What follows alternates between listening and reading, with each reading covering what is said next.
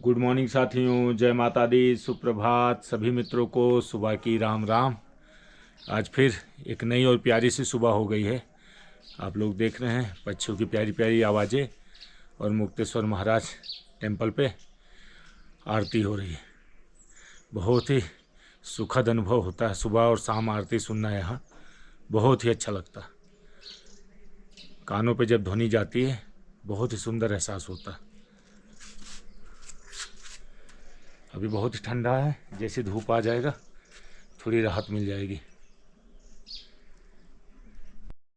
साथियों, जैसा कि आप लोग जानते हैं, आज पूरे 2 महीने से हमारे फार्म हाउस पे कंस्ट्रक्शन का वर्क चल रहा था, जिसमें हमने जो हमारी बाउंड्री टूट गई थी वो सारी पूरी बाउंड्री हमने आरसीसी से कवर कराई है। इसकी फेसिंग करवाई है। एक पानी का बड़ा सा 35,000 लीटर का टैंक बनवाया है और एक उसके ऊपर रूम बनवाया है और एक टॉयलेट बनवाया है। ये सब काम कराने में टोटल हमारे 7 लाख रुपए लग गए। और इसके बाद अब हमारा जो भी कंस्ट्रक्शन का वर्क है सारा अब ख़त्म हो गया है। इसके बाद अभी हम कुछ भी काम नहीं कराएंगे।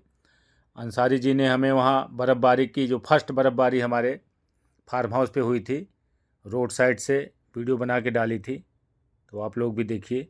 बहुत तेज़ तो नहीं थी, 2 घंटे में बर्फ़ पिघल गई धूप खिलने के बाद। सुबह सुबह की ये नज़ारे हैं, बहुत ही मनमोहक दृश्य था। हम भी इसे देख नहीं पाए।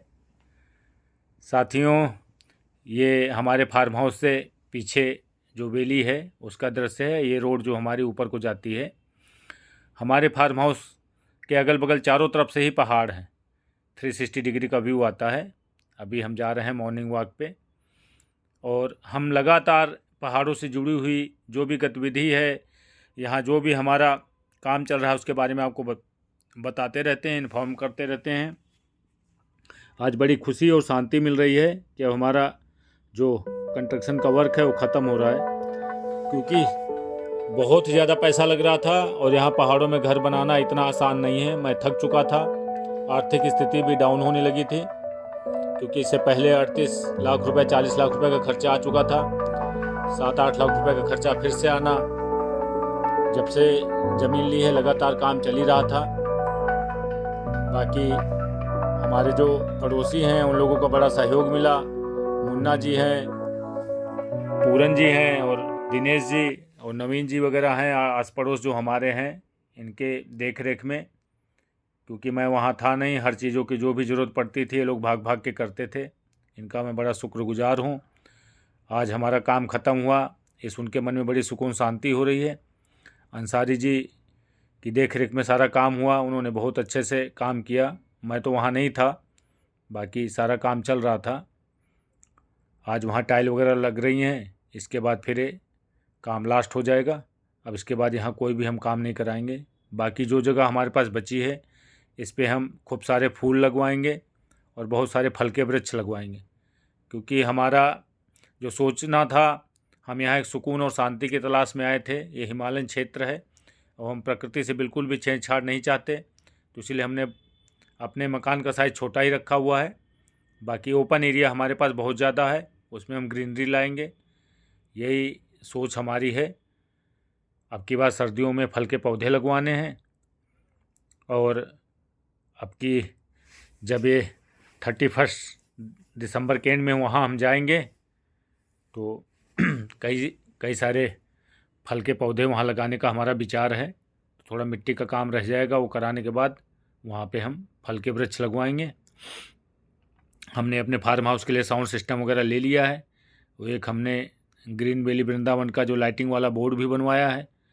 ये सारे हमारे अब जो भी काम है सारे अब फिनिश हो गए हैं। इसके बाद हम वहाँ बिल्कुल भी खर्चा करने के मूड में नहीं हैं, क्योंकि बहुत सारा पैसा लग गया है, जिससे हमारे बिजनेस पे भी इसका फ़र्क आ रहा है। बाकी आप सभी साथियों का बराबर प्यार और सहयोग मिलता रहता है। लोग हमारे फार्म हाउस में आते हैं, रुकते हैं और यहाँ उनकी खुशी को देख के हमें बहुत ज़्यादा खुशी होती है। वाकई साक्षात ऐसा लगता है कि वृंदावन ही है। जैसा वृंदावन हम वहाँ फील करते हैं, वही सुकून शांति हमको यहाँ मिलती है, क्योंकि प्रभु तो हमारे मन में बसे हैं और गुरु की आज्ञा से ही हम यहाँ बस पाए हैं। साथियों, पहाड़ों में ज़मीन लेना और कॉटेज का निर्माण कराना अब इतना आसान काम नहीं रह गया है, क्योंकि ज़मीनें भी बहुत ज़्यादा महंगी हो गई हैं और यहाँ कंस्ट्रक्शन कराना भी बहुत ही टफ़ वर्क हो गया है। क्योंकि मेरा अपना खुद का अनुभव है, जब से मैंने ज़मीन ली नॉन स्टॉप यहाँ काम चल ही रहा था। 2 टर्म्स में यहाँ काम हुए थे और बहुत ही ज़्यादा खर्चा आता है पहाड़ों में।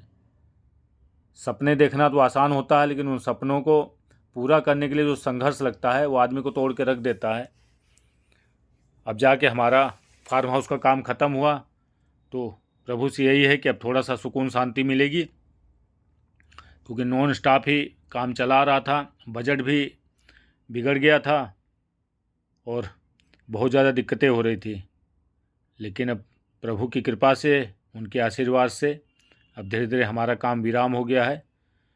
अब थोड़ा सा यहाँ के लेके थोड़ी टेंशन कम रहेगी।